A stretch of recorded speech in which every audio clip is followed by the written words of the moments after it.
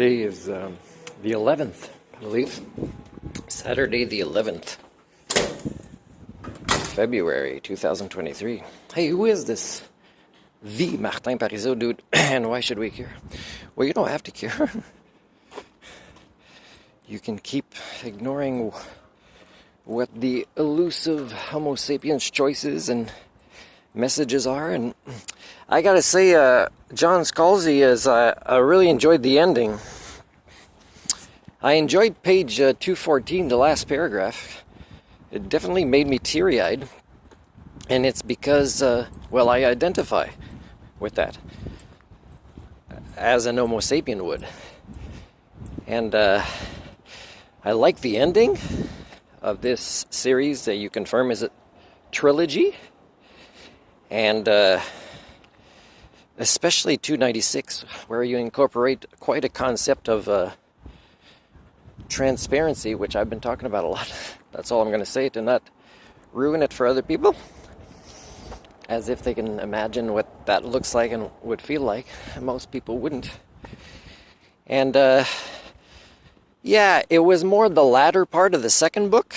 The latter part of the third book had some errors, but you explain it as a way in the end of this book that you're late. You know, you always hand up things last minute. Hand in your stuff.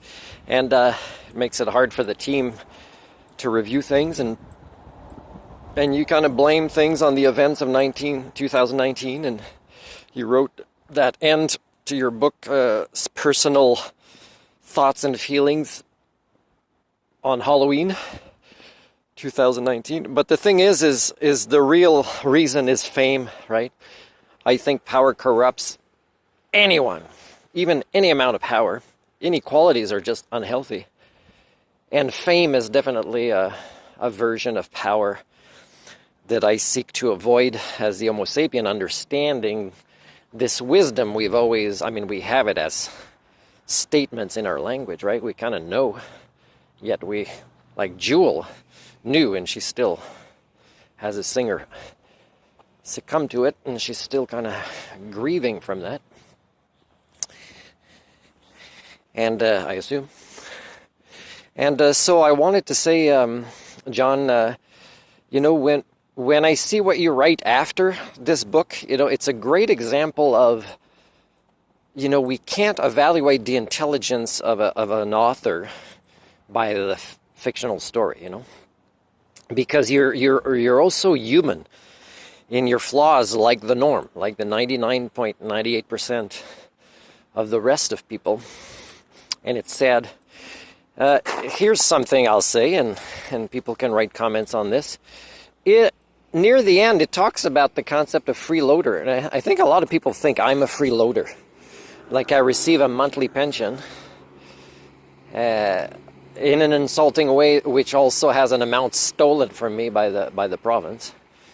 But some people might say you're a freeloader, Martin, even though I'm transparently documenting all of my hard work, either in screenshots or videos, as a culture repair that is just always pushed back. And that's a lot of hard work. And the way I'm a freeloader is still a minimal amount. And I'm reading part of your book, minimal amount to what the elites have created as, the cost of living, right? Now, the end of your book, John, reminded me of something I said before I read it. It is, when the elites either choose or by force end up having to redistribute all their resources, and let's say all they get to keep is buying the nicest motorhome that has everything they need, and everything else is redistributed to the commons. Now, if people that admire these elites or that are part of the families of these elites are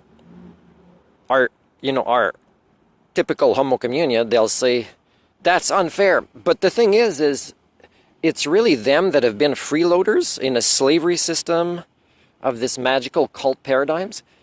And they've been doing very little actually making the world a better place, making cultures a better place. And they're the freeloaders off of your slavery. So if you defend them, it's pretty sad. And if you think they're human, to not be able to survive or be happy or, endure some minimal hardships with a huge, all-included, self-sufficient motorhome, yeah, I'm pretty sure I'm the elusive Homo sapien and you're the Homo communia. And that's quite sad, people. Think about this. As much as, the way I live now is a way that you cannot understand as being a valuable, respectable source of role modeling, because you're not ready to stop being the Homo communia. You know what I state is, it's not the, let me pause a minute so I can say this well. Okay, it's not as bad right now that all of you already consider yourselves Homo sapien. You claim it, but behave differently. So in a way, the end of the book of John Scalzi tells me that maybe the next step in all the hardship that's coming is, instead of just claiming it and acting differently, is claiming you are not, but try to act like an Homo sapien would, even though, your brain is not programmed like that, and it would take generations for your offspring to eventually possibly have a brain program like that. So again, don't claim it and fail at it and nobody challenge each other on it, the 99.98% of you. But just do the step in your lifetime, and you can convince yourselves you're going to heaven just for this. And it could be as simple as being a minimalist and then writing on your shirts, definition of sentient, what would a sentient person do instead of Jesus, or what would a sapient person do? Because I've been in super religious cultures and I acted what would Jesus do more than them, and they don't see it. They just hate me. They think something's wrong with me. They're trying to make me like them, which is the devolution. So focus on this. Focus on acting like an Homo sapien would, largely failing, but transparently, and keep trying. And eventually the programming might come in a few generations. And that's really the best you can do right now.